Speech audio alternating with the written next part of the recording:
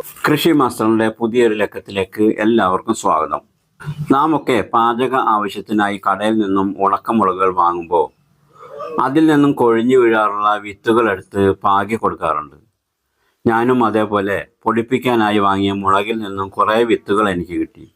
ഞാനത് പല സ്ഥലത്തായി കുറേശ്ശെ പാകിയിരുന്നു. വെറുതെ ഒന്ന് മണ്ണിളക്കി പാകിയതാണ്. അതിൽ മിക്കവാറും വിത്തുകൾ മുളച്ചു വന്നിട്ടുണ്ട്.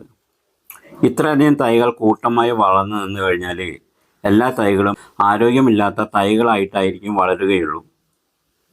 തൈകളുടെ ഇടയിൽ നിന്നും കൂട്ടമായി നിൽക്കുന്നവയെ മാറ്റി നടാനുള്ള സമയമായിട്ടുണ്ട് ഇപ്പോൾ. അങ്ങനെ വിത്തുകൾ വിതറി പാകി മുളപ്പിച്ച തൈകൾ എങ്ങനെ ശരിയായ രീതിയിൽ മാറ്റി നടാമെന്നതാണ് ഇന്നത്തെ വീഡിയോയിൽ നിങ്ങളുമായി ഞാൻ ഷെയർ ചെയ്യുന്നത്. മുളക് തൈകൾ മാറ്റി നടാനുള്ള സ്ഥലം നല്ല വെയിൽ കിട്ടുന്ന സ്ഥലമായിരിക്കണം എന്നത് വളർച്ചയുടെ ആദ്യ പടിയാണ്. 5-6 മണിക്കൂറെങ്കിലും വെയിൽ കിട്ടുന്ന സ്ഥലത്ത് വേണം കുഴിയെടുക്കാനായിട്ട്. നല്ല വായു സഞ്ചാരമുള്ള സ്ഥലമാണെങ്കിൽ ഇല ചുരുളൽ പോലെയുള്ള രോഗങ്ങൾ ഒരു പരിധി വരെ കുറക്കാൻ സാധിക്കും.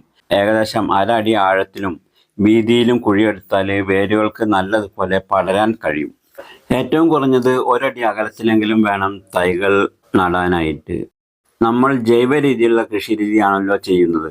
അതുകൊണ്ട് മണ്ണിലേക്ക് അല്പം ചാണകപ്പൊടിയും ഒരു പിടി ചാരവും ചേർക്കാവുന്നതാണ്.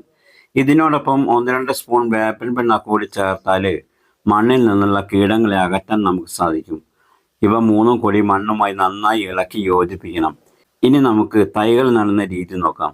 കൂട്ടമായി മുളച്ചു നിൽക്കുന്നത് കൊണ്ട് തൈകൾ പിഴുതെടുക്കുമ്പോൾ വേരുകൾക്ക് ക്ഷതമേൽക്കാതെ വേണം പിഴുതെടുക്കാനായിട്ട്. കഴിയുന്നതും ചെടിയുടെ ചുവട്ടിലെ മണ്ണോട് കൂടി തന്നെ പിഴുതെടുക്കാൻ ശ്രമിക്കണം.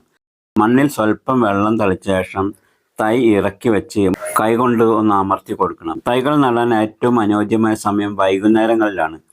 തൈകൾ നട്ടു കഴിഞ്ഞ ഉടനെ തന്നെ നനച്ചു കൊടുക്കുകയും വേണം. തൈകളുടെ ചുവട്ടിലെ കരിയിലകൾ കൊണ്ട് പുതയിടുന്നത് മണ്ണിലെ ഈർപ്പം നിലനിർത്താൻ സഹായിക്കും.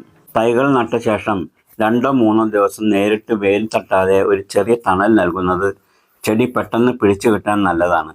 മണ്ണിലെ ഈർപ്പം അനുസരിച്ച് ദിവസവും നനച്ചു കൊടുക്കണം.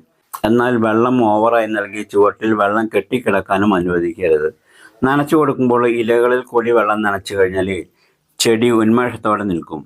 നട്ട് 2 ആഴ്ച കഴിഞ്ഞ് ഏകദേശം 10-15 ദിവസം കഴിഞ്ഞാൽ ജൈവ വളങ്ങൾ നൽകി തുടങ്ങാം. കടലപ്പിണ്ണാക്ക് ലായനി, അതായത് കടലപ്പിണ്ണാക്ക് വെള്ളത്തിലിട്ട് പുളിപ്പിച്ചത് 10 ഇരട്ടി വെള്ളം ചേർത്ത് ചുവട്ടിൽ ഒഴിച്ചു കൊടുക്കാവുന്നതാണ്.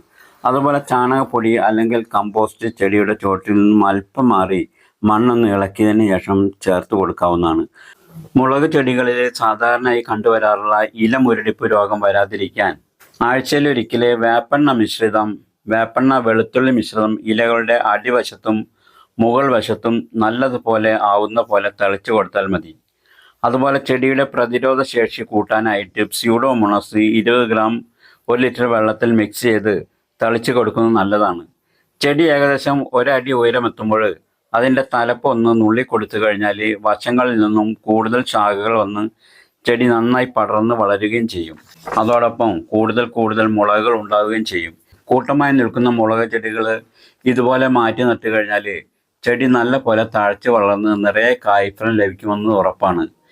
ഇനി വരും ദിവസങ്ങളിൽ ചെടി പൂവിടുമ്പോഴും കായ്ക്കുമ്പോഴും പുതിയ അപ്ഡേറ്റുകൾ കൂടി വീഡിയോയിൽ ഉൾപ്പെടുത്തി മറ്റൊരു വീഡിയോ കൂടി ചെയ്യാം.